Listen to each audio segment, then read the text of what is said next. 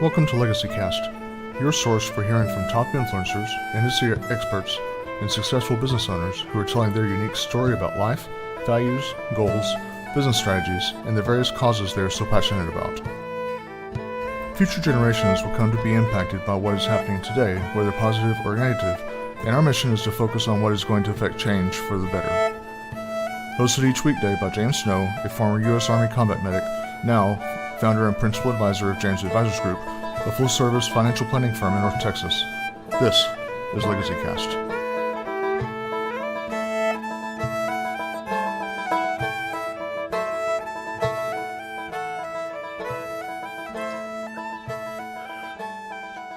Welcome, Legacy Cast listeners. This is your host, James Snow, coming to you from North Texas, and I have with me today very good contact and friend, Natalie Oliverio. Sorry, I didn't mean to butcher your name there.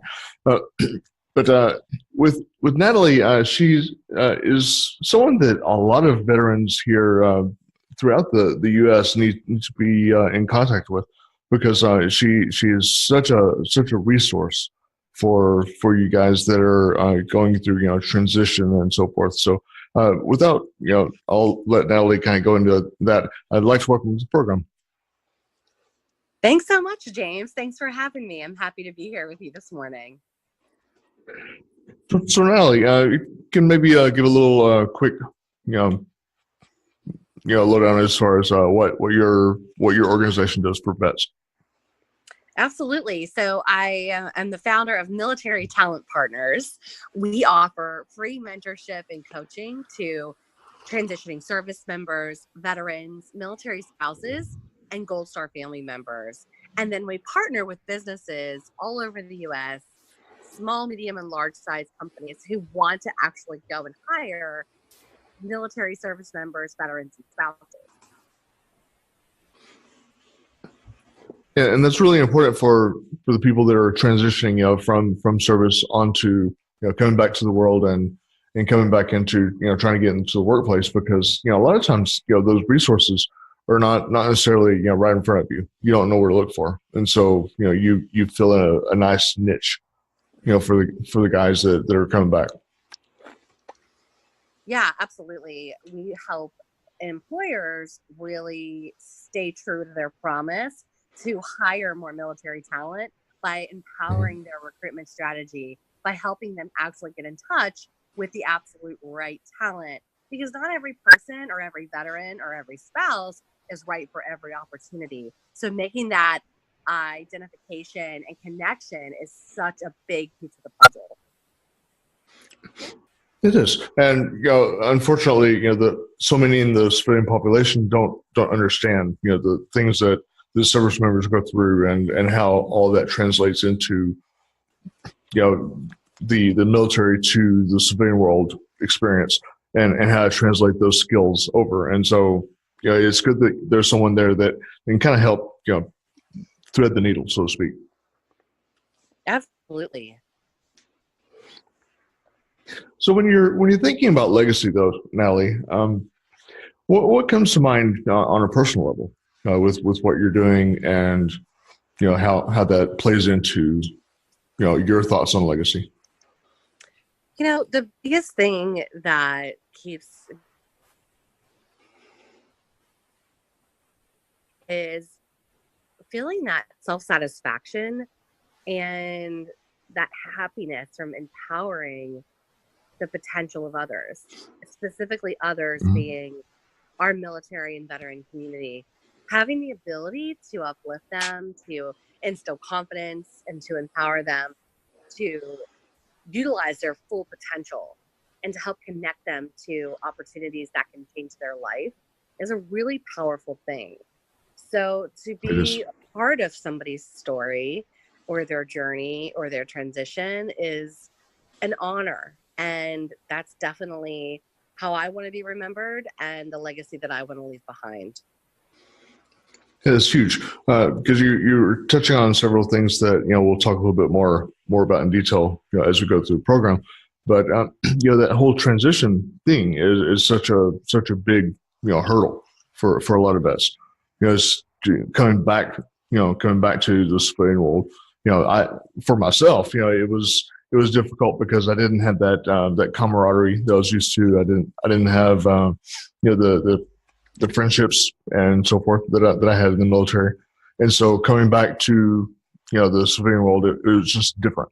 Things didn't fit the same way. Things didn't look the same. When I came back, it was just unusual for me. So I'm sure a lot of vets are the same way. They absolutely are. It's really such a huge move coming from one way of life or lifestyle to a completely different lifestyle. And there's a lot of little intricacies in between, not just in your job title, your MOS, or your rate, but in everything that comes along with it that makes that transition, that initial transition, such a challenge. Do you feel it's important that everyone actively considers what they're doing on a day-to-day basis that's going to impact, what their long-term legacy looks like? I do. I think that really starts with your personal why and your professional goal. They blend together to create your purpose.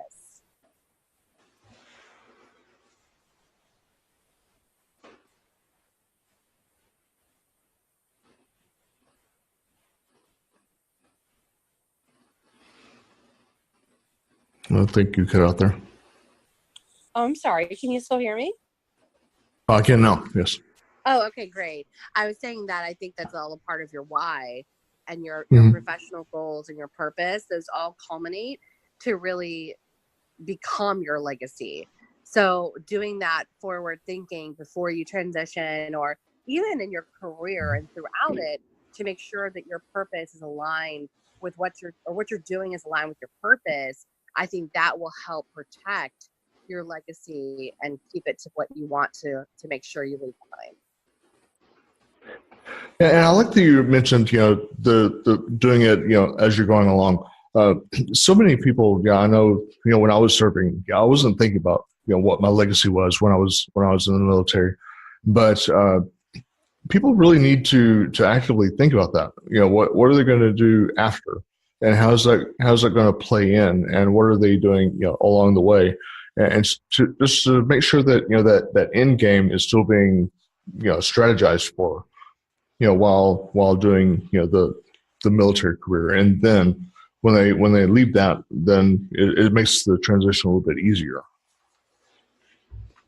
Yeah, absolutely. I think really understanding what makes you happy, what you're good at, and how you want to spend the days of your next career all make an impact on what you do next. Very true. So how do your views on legacy and your own plans for a legacy affect what you do with your business? I started this business because I wasn't able to utilize my full potential as a corporate recruiter working for any one specific company. So, doing what I believe to be right and impactful and powerful for bettering the lives of others and empowering others to be their best, that really fulfills the legacy that I want to leave behind. Because with that, you've got hundreds, sometimes thousands of people connected to the right opportunity because you mentored them, or you coached them, or you introduced them to that opportunity that shifted everything from them for them moving forward. That's very true. And mentorship is such a huge advantage for people on so many different levels. As a CEO and entrepreneur, what would be maybe a couple things that, as you have been growing your business, that still keep you up at night? There's so many things to do and never enough time. It's hard to prioritize, when there's just so much on your plate. In a startup phase as an entrepreneur, it's the grittiest, scrappiest time of your career for sure. And also the first time that everything's really on you. So I think there's a million little things that probably keep me up at night that, it's like your brain never really shuts off because there's so much to do, so much ground to cover, and so many great ideas that are all trickling in at the same time or different times. And it's just a lot to juggle. So staying focused on your mission is really the only way to navigate that, and understanding what your bandwidth is and how to best utilize it. Grant Cardone is someone that I follow, and he says that if there's white space on your calendar, that's when the devil seeps in. Because if you're idle, if your mind becomes idle, you got stuff to worry about. But if you're focused and you're full and you're doing what you need to do, then you're not even taking your eye off the prize. Right. That's good stuff there. So do you believe that it's important that people create not only the business plan part of strategy, but other key strategies like financial strategies and so forth for themselves and their business?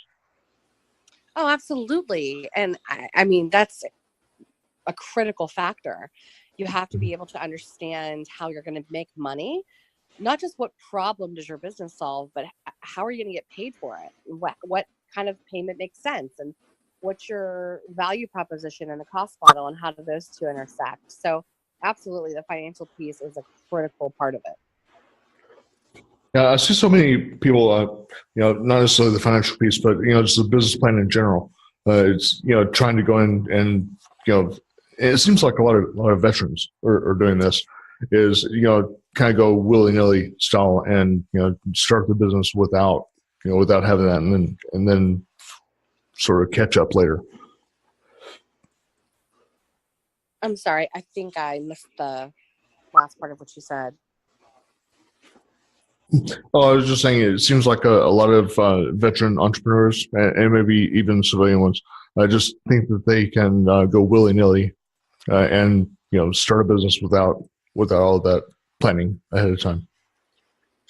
Yeah, definitely. I think that it's easy to become inspired by an idea and kind of run with it. And I think that more often than not, people aren't stopping to think about what problem does your business solve. Not just is it a good idea, but why is it a good idea? And how does it solve that problem? And why is it better than everybody else's idea that's also trying to solve that same problem? What makes you different? How are you different? Sure. I think those things are foundation blocks to building any new business that sometimes get overlooked. That's true. And the way I like to look at it is having those strategies ahead of time is kind of like having a map when you're going on vacation, to where you know where you're starting and you know where you want to end up, and the map helps get you there. And if you don't have those things, then you're not going to know where the detours are and the different obstacles that you have to overcome. So it helps kind of give you a heads up. Yeah, absolutely. And certainly a measuring point. It gives you a benchmark as well. What do you think the most common reason is that entrepreneurs are failing or giving up? Oh, wow. I don't know. I don't know. That's a tough question to answer. I would say that entrepreneurship is definitely not easy. It's not for the faint of heart. It is a roller coaster. There are really, really great days, and there are really, really tough days. And so you have to be able to make it through your absolute worst moment and be able to thrive and, keep that fresh perspective that there's nowhere to go but up. And you have to be able to solve your own problems. Sometimes that's the hardest thing, because as an entrepreneur, it's really all on you to make everything happen, or your partner or your team. But in the long run, it's really you. So you have to be so committed and so relentless about your business, fanatical even, that you believe in it with everything that you are, and you're willing to do whatever it takes to make it work. And I think that more often than not, it comes down to people not being willing to do whatever it takes, because either it becomes too difficult or too uncomfortable, or it's just not working anymore. Yeah. There's some valid points. So, are there during the time that you were, creating your business and growing it, are there some roadblocks and resources that you've come across that you would, maybe want to mention and open up to people, warn them against the roadblocks, and then, you know, highlight the resources that helped you? Roadblocks are, I would say, it's kind of tough to understand where to go to get started. Even navigating, through the SBA and IRS.gov, there are certain things there that can be tricky, and understanding, does my business need to be certified? Do I need to be registered as any certain type? Those things are kind of tough. And I think, Google is probably the best resource there to figure out what to rely on as far as your first step. But for veterans and military spouses, Bunger Labs offers a lot of really incredible resources for veteran entrepreneurs or mil-spouse entrepreneurs. And for me, living in an area where the Launch Lab or Veterans in Residence is not available, they have a Launch Lab online. And I actually did the second cohort and I really enjoyed it. And for me, it was really well timed because it kind of hand in hand coincided with the actual full-time start of my own business. So it acts as a resource guide with thought-provoking discussions and a collaborative Facebook group and a dashboard full of content to drive your thought process on becoming a 0 to 1 stage entrepreneur. So for any vet or mil spouse looking to start their own business, Bunker Labs is definitely a great place to check out all the resources that they have available. And that's free, which is pretty cool. Yep. Yep. Pretty good group.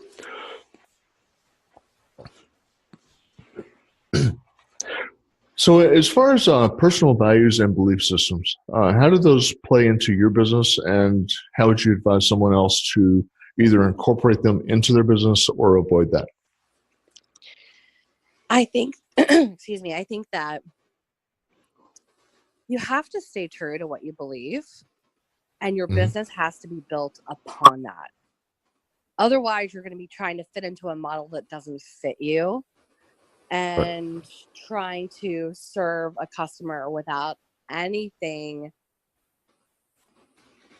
that has to do with what you want to accomplish. I think that would get really tricky. So, staying true to what you believe and building your business on top of that is critical.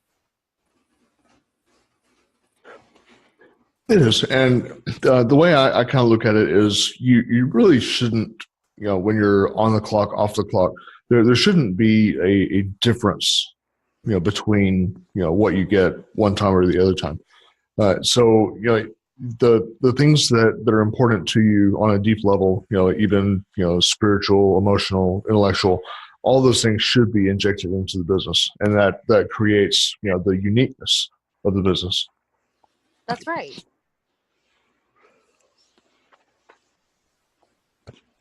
Is there something that earlier in your life you wish you had done that you did not do or would have done differently? What was that? Is there something that you wish you'd have done differently earlier in life, or kind of one of those look back and regret things? No, I say no because I'm where I am today because of everything that's happened in my life, and everything that I've experienced and been through has led me to this point. And I truly believe that everything happens for a reason. That's awesome. So when you were building your business and your own transition story, what kind of hurdles did you have to overcome?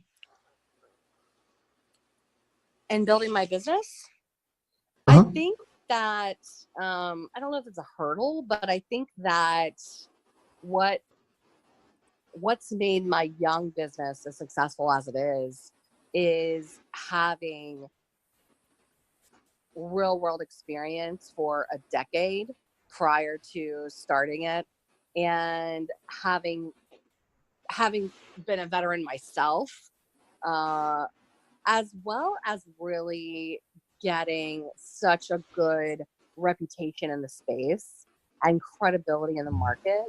based on the work that I've done and the network that I have all culminated to really empower my business plan, and is something that I'm so grateful for, because without those things, without my network, without that credibility, I don't know if it would be as successful.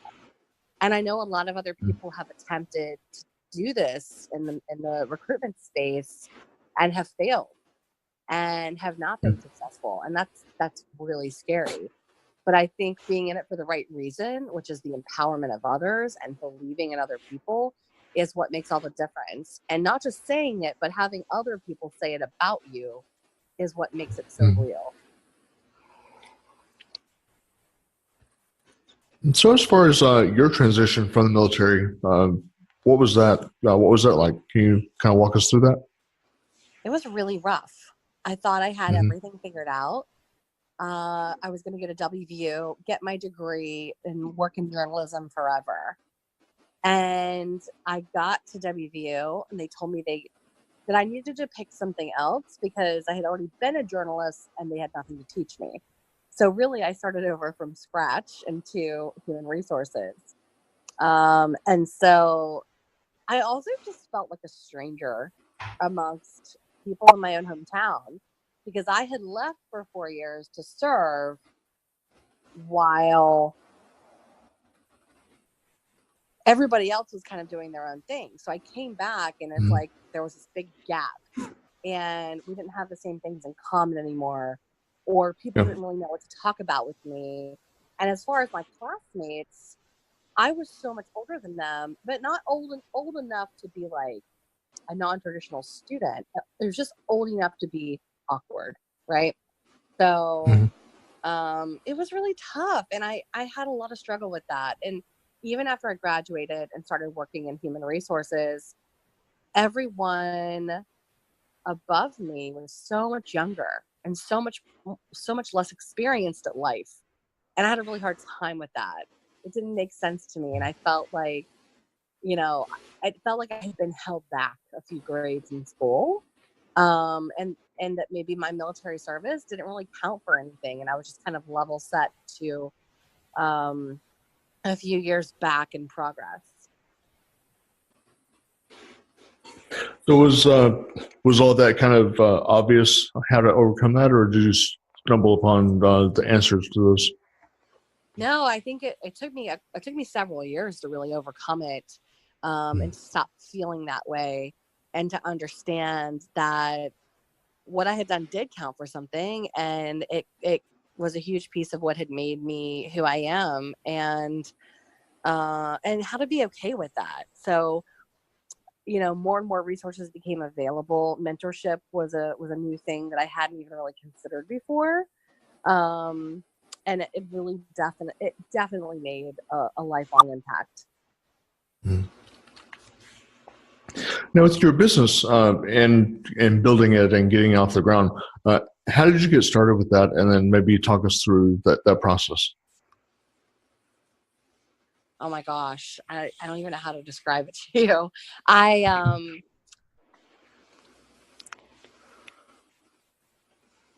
how I built my business and how I got it off the ground. My business was really built organically. As a recruiter for 10 years, this is something that's second nature to me, but I really wanted to do it in the military space. And for every employer that I worked for, I could just never make that happen. They either didn't, value veteran or mil-spouse hiring initiatives, or they just didn't have the interest in starting it up. And I really wanted to make that happen.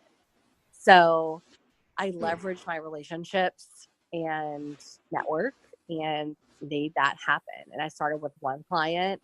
Then 90 days later, we had 9 clients, and we're continuing with new clients every single month. And clients are our partner companies that we work with to recruit mil spouses and veterans into. And the candidates that we work with, these were people that I was already working with and talking to every single day.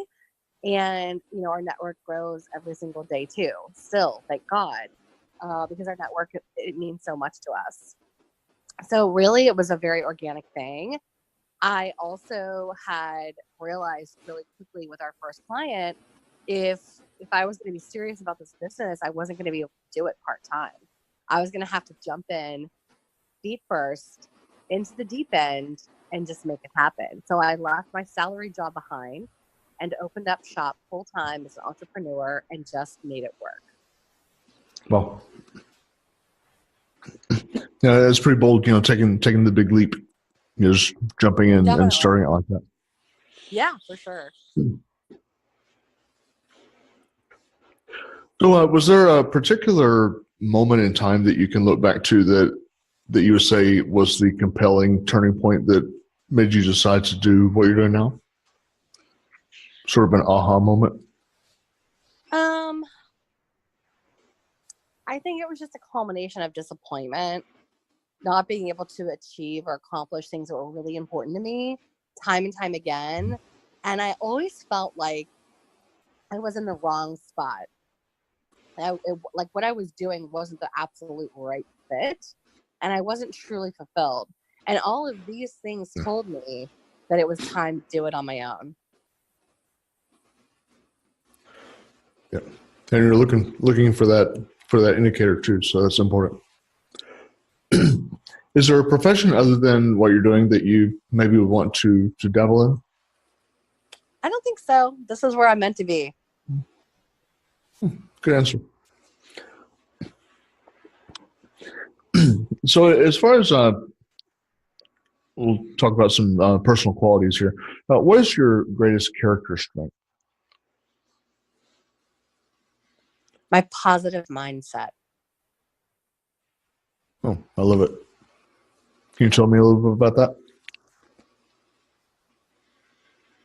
I'm always positive, no matter what, no matter on the darkest, most difficult day, there's always a way through it. It will always get better.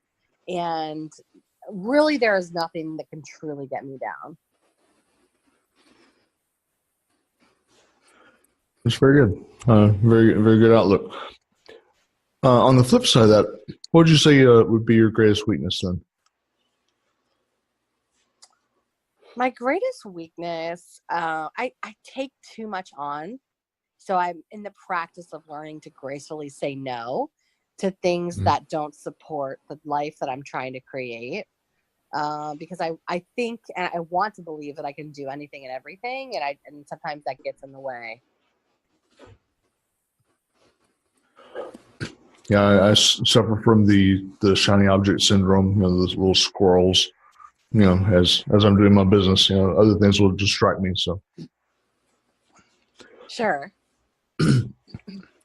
Is there a particular place you go to as far as with your brainstorming to get ideas? Maybe taking walks or go out in nature, a certain room in the house.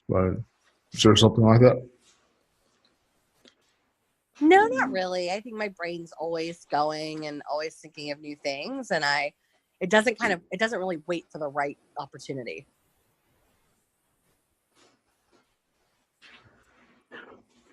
So if you're to describe for someone that was just starting a business and maybe they wanted to model their business after what you're doing, how would you describe what your business looks like at a very high level? I would say that my business is all about relationships and Mm-hmm. connecting the right ones. And so I think for anyone who wants to do what we do, I think it's important to have that experience in the space before you even attempt it, because it's a brutal, brutal industry, and one that's been misused and untrusted by so many people. So to repair that image and be the difference is not easy. And without that extreme experience and reputation, it's really impossible to accomplish it. That's very true. Now, is there something that most people that surround you that they don't know about you? Kind of a trivia thing. I don't think so. Pretty transparent with everybody. I think so. Okay.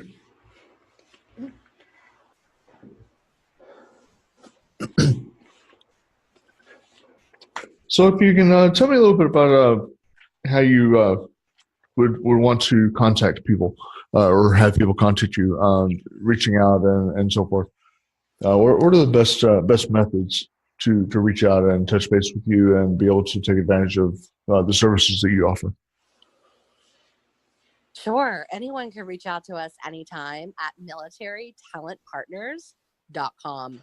You can connect with us there, connect with us on LinkedIn, Instagram, Facebook, Twitter, or email me directly, Natalie at militarytalentpartners.com. And we work with everyone. We work with everyone at every level. We meet them where they are. So whatever they're looking for, we'll be able to address. And if we can't, we're going to put them in touch with someone who can. Very good. So, for all those transitioning military people and military spouses, this is a good resource for you. So reach out to Natalie and, be able to get you squared away and get you to the next level. And Natalie, I thank you for taking time to be with us today on the program. And, I look forward to being able to see all the things that are going on with your business and as it grows and, the blossoming successes coming. Thank you so much, James. I really appreciate it. And thank you for your time and for allowing me to talk about my business and Military Talent Partners and all that comes with it. Well, I appreciate it. And it's been an honor to have you on the program. And I will see you around the bend, my friend. Thank you. You've been listening to Legacy Cast. Thank you for joining us today, and be sure to come back next time as we speak with more top influencers, industry experts, and business owners from around the world.